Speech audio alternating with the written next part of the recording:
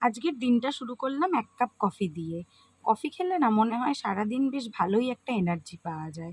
মানে সকালটা যদি তুমি ১ কাপ ব্ল্যাক কফি দিয়ে স্টার্ট করো, তোমার সারাদিন কিন্তু বেশ ভালোই কাটবে। আমি জানি না কার, কার ভালো লাগে, তবে আমার তো বেশ ভালোই লাগে।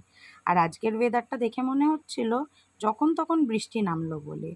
কারণ ওয়েদারটা কিন্তু পুরোই মেঘলা, মেঘলা হয়েছিল। ৭:৩০ নাগাদ যেহেতু উঠেছিলাম ঘুম থেকে, তাই নিজের টুকটাক সমস্ত কাজ করে নিয়ে রান্নার দিকে চলে এসেছিলাম। আজ মা এই কাঁঠালদানার ভর্তাটা আমাকে করতে দিয়েছিল।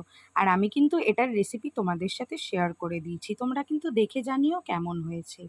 এদিকে মা কিন্তু রান্নাও বসিয়ে দিয়েছে। আজকে মা রান্না করছিল আলু পটল দিয়ে পনিরের একটা তরকারি। পনিরটাকে ভালো করে ভেজে নিয়ে গরম জলের মধ্যে নুন চিনি দিয়ে ভিজিয়ে রেখেছিল। এতে না পনিরের স্বাদটা বেশ ভালোই হয়। বিগত কটা দিনের তুলনায় আজকে শরীরটা অনেকটাই ভালো ছিল। তাই মাকে বললাম যে, "মা, আজকে তোমাকে রান্নাতে আমি হেল্প করে দেবো, যতটা আমি পারবো।" তবে চশমাটা পরে একটু অসুবিধা হচ্ছিল। হুট করে পাওয়ারটা বেড়েছে তো, তাই কম বেশি কাজ করতে একটু সমস্যা হচ্ছে। তবে আশা করছি এটাও খুব তাড়াতাড়ি ঠিক হয়ে যাবে। কাজও যেহেতু খুব তাড়াতাড়ি শেষ হয়ে গেছিলো, তাই ওই 11:30 নাগাদ আবার একটু দুধ চা বানিয়েছিলাম সবার জন্য। বেলার দিকে তো একটু চা খেতে মন চায়, যেহেতু সারাদিন চা খাইনি। আর এদেরকে দেখো, স্নান করে বেরিয়েই দেখি কী উৎপাত লাগিয়েছে ঘরের মধ্যে। সব বাসন-কুসন এদিক ওদিক ফেলে দিয়েছিল জানো তো।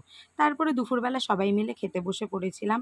আর আজকের কাঁঠালের দানা ভর্তাটা এতটা টেস্ট হয়েছিল, আমি অর্ধেক ভাত এটা দিয়েই খেয়ে নিয়েছিলাম। দুপুরে শুতে যাওয়ার আগে দেখি বেশ ভালোই আকাশটা ঘন কালো করে এসছে। আর এদিকে কিন্তু একটু একটু করে বৃষ্টিও শুরু হয়ে গেছে। তবে এর মাঝেও কিন্তু আমি ভিডিও করতে ছাড়িনি। যাই হোক, দুপুরে রেস্ট নেওয়ার পর সন্ধ্যের দিকে মা বলছিল, "একটু পাঁপড় ভেজে খাওয়াবি?"